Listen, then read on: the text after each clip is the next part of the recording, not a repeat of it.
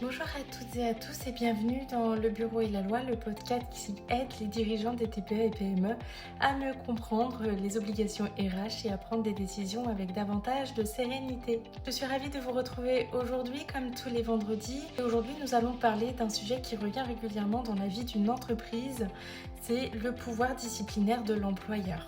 Alors que vous soyez dirigeant ou salarié, ça va pouvoir vous intéresser. Un salarié qui est régulièrement en retard, qui a un comportement qui pose problème, une consigne qui n'est pas respectée, un conflit qui s'installe entre lui et un manager, eh bien le dirigeant se demande souvent qu'est-ce que j'ai le droit de faire ou pas.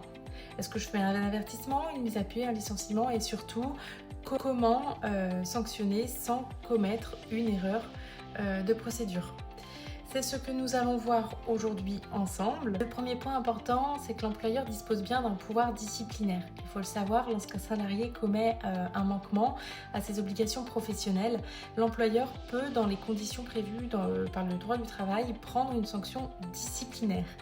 Attention, avant le pouvoir de sanctionner, ça ne signifie pas pouvoir sanctionner n'importe quand, n'importe comment, n'importe qui. La sanction, elle doit notamment être justifiée, proportionnée et respecter les règles applicables dans l'entreprise. Et c'est souvent là que les difficultés commencent. On pense généralement à plusieurs niveaux de sanctions. L'avertissement d'abord, puis selon les règles applicables et la gravité des faits, peuvent notamment être envisagées des sanctions telles qu'une mise à pied disciplinaire, une mutation disciplinaire ou encore un licenciement disciplinaire. Attention aux idées reçues, il n'existe pas d'échelle automatique dans laquelle l'employeur devrait obligatoirement passer par toutes les sanctions avant d'arriver au licenciement, ça n'existe pas. La sanction, elle doit être appréciée en fonction des faits, de leur gravité et du contexte. C'est ça qui vous permettra de déterminer l'échelle de sanction. Et il faut toujours vérifier les dispositions applicables dans l'entreprise, notamment votre convention collective lorsqu'elle existe, le règlement intérieur également. Il y a une chose que l'employeur ne peut pas faire par contre, c'est infliction financière au salarié pour le punir d'une faute. C'est strictement interdit. Même lorsqu'un comportement est réellement fautif, la sanction disciplinaire ne peut donc pas prendre la forme d'une retenue financière destinée à punir le salarié. C'est une règle essentielle à connaître. Autre point extrêmement important, le délai de 2 mois.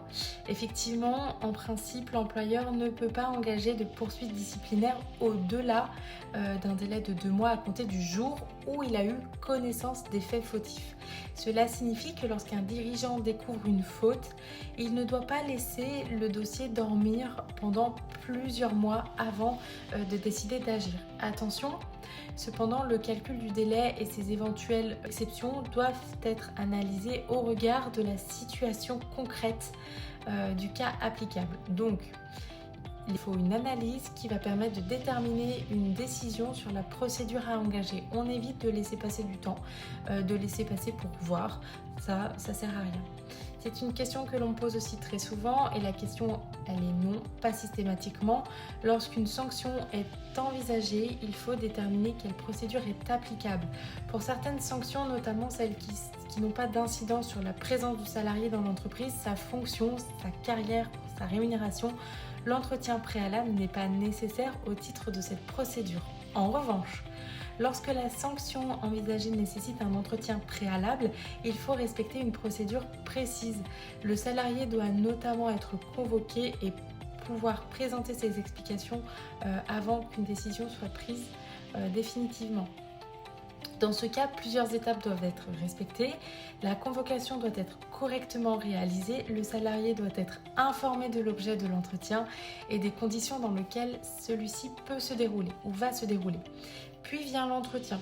L'objectif n'est pas simplement de faire la morale aux salariés. Cet entretien va vous permettre, vous en tant qu'employeur, de demander aux salariés de fournir des explications sur les faits qui lui sont reprochés.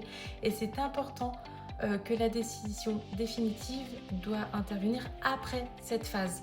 Lorsque l'entretien préalable est requis, la sanction ne peut être ensuite notifiée moins de 2 jours ouvrables, ni plus d'1 mois après le jour fixé pour l'entretien d'ailleurs. La sanction doit être motivée et notifiée aux salariés. C'est un conseil que je donnerais à tous les dirigeants, ne sanctionnez jamais sous le coup de la colère. Vous venez de découvrir une faute, vous êtes énervé, bien évidemment vous avez le droit, mais vous voulez immédiatement envoyer un mail au salarié. Non, arrêtez-vous, stop. Prenez le temps de documenter les faits, de vérifier les règles applicables, d'analyser la gravité du comportement et seulement ensuite vous déterminez la réponse appropriée. Pourquoi ? Eh bien parce qu'en matière disciplinaire, ce qui compte ce n'est pas seulement ce qui s'est passé, c'est aussi ce que vous êtes capable de démontrer, la manière dont vous avez réagi et la procédure que vous avez suivie. Donc attention. Autre sujet sensible, un employeur ne peut pas considérer automatiquement qu'un comportement relevant de la vie personnelle constitue une faute disciplinaire. Il y a une frontière entre la vie professionnelle et la vie personnelle qui doit être analysée avec prudence. Certaines situations peuvent néanmoins avoir des conséquences professionnelles lorsqu'elles ont un lien avec des obligations professionnelles du salarié ou lorsqu'elles produisent une certaine conséquence dans l'entreprise. Mais il faut être vigilant. Donc là encore, on analyse avant de sanctionner. Enfin, si vous êtes dirigeant et que vous êtes confronté à une situation disciplinaire, retenez 4 réflexes. Premier réflexe, documenter les faits. Date, mail, témoignage, tous les éléments objectifs.